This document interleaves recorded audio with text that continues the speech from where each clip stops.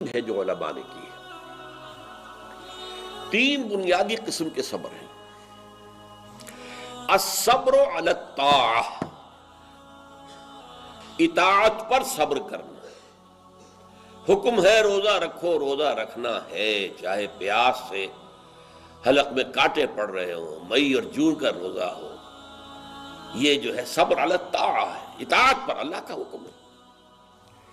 آپ کہیں گئے ہوئے سوات کا غان، صبح کا وقت ہے اور آپ کو وضو کرنی ہے، پانی موجود ہے لیکن یخ ہے، ہاتھ لگانے سے بھی انسان خوف کھاتا، اتنا یخ، لیکن جب پانی ہے تو وضو تو کرنا ہوگا، صبر کرنا پڑے گا۔ یہ صبر علی الطاعہ کی ایک مثال ہے کہ اطاعت جو ہے اس کے لیے صبر کرنا، جھیلنا، اس کی سختی کو برداشت کرنا، اس میں جو تکلیف ہو اس کو جھیلنا۔ اللہ یہ کہ انسان بیمار ہو اور اندیشہ ہو کہ اتنے ٹھنڈے پانی کے استعمال کرنے سے جان جانے کا اندیشہ، وہ بات دوسری ہو جائے گی۔ لیکن ایک آدمی صحت مند ہے، کوئی ایسا عذر نہیں ہے، کوئی بیماری نہیں ہے، تو اسے بہرحال وضو کرنا پڑے گا، اس لیے کہ وضو جو تیمم کی شرط ہے کہ پانی موجود نہ ہو، وہ شرط یہاں پوری نہیں ہے، پانی تو اویلیبل ہے۔ تو صبر علی الطاعہ، اطاعت پر صبر کرنا، تمام احکام جو ہے شریعت کا ان پر عمل کرنا جو ہے۔ اب صبح کا وقت ہے، ابھی آپ کو بڑی بسا اوقات ہوتا ہے، آپ کا بھی تجربہ ہوگا، کوئی مریض ساری رات کراہتا رہا ہو، فجر کے قریب آ کر کچھ سکون سا ہو جاتا، سو جاتا۔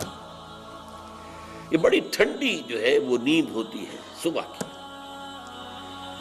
اسی لیے اقبال کو جواب شکوہ میں جو اللہ تعالیٰ نے فرمایا تھا، کس قدر تم پہ گراں صبح کی بیداری ہے، ہم سے کب پیار ہے، ہاں نیند تمہیں پیاری ہے، صبح کا اٹھنا تو تم پر بہت بھاری۔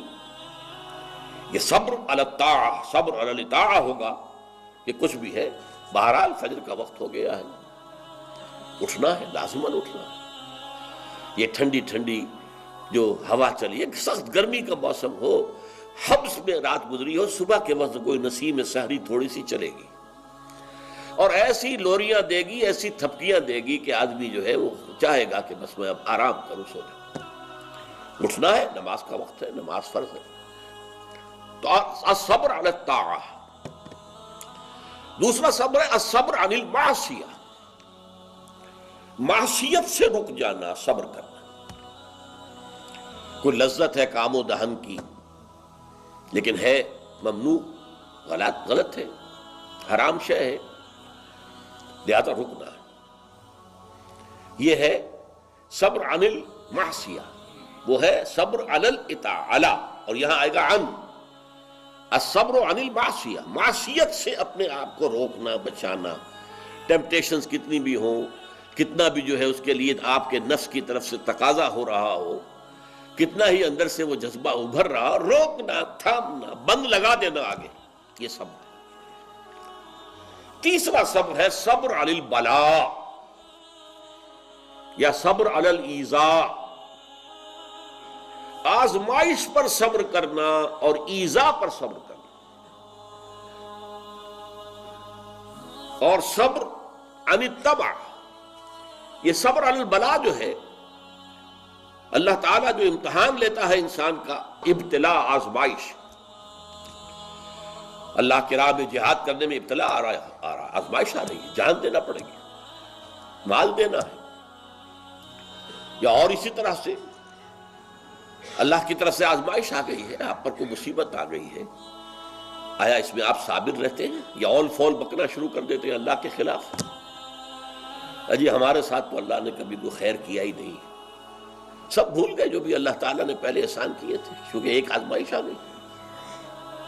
تو صبر علی البلاء۔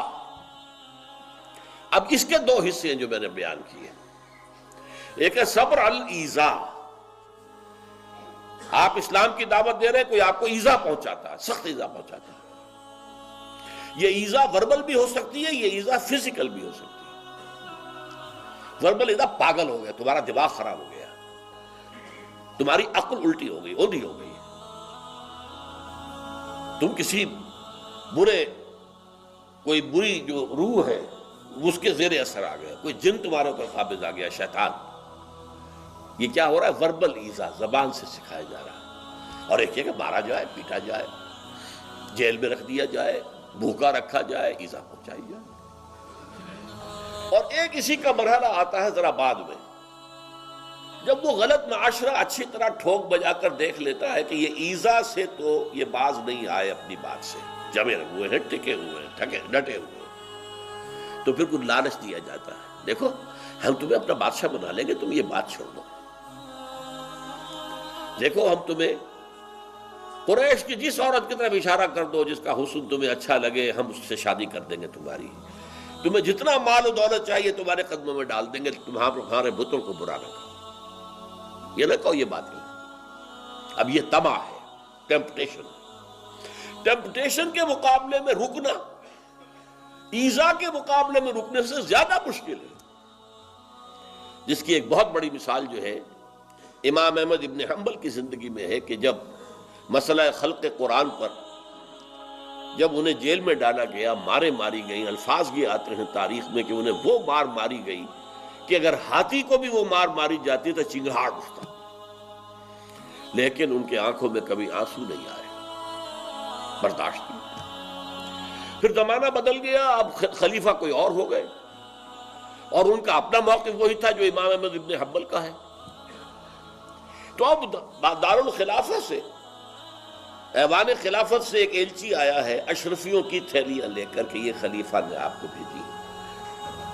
اس پر حضرت امام احمد ابن حنبل رو پڑے، اے اللہ میں اس آزمائش کا اہل نہیں ہوں، یہ آزمائش سختر ہے اس مار سے کہ مجھے جیل کے اندر پڑ رہی تھی، اس سے رکنا بہت مشکل ہے۔ تو میں نے یہ صبر کی قسمیں آپ کو گنوا دی، صبر علی الطاعہ، صبر عن المعصیہ، نمبر 3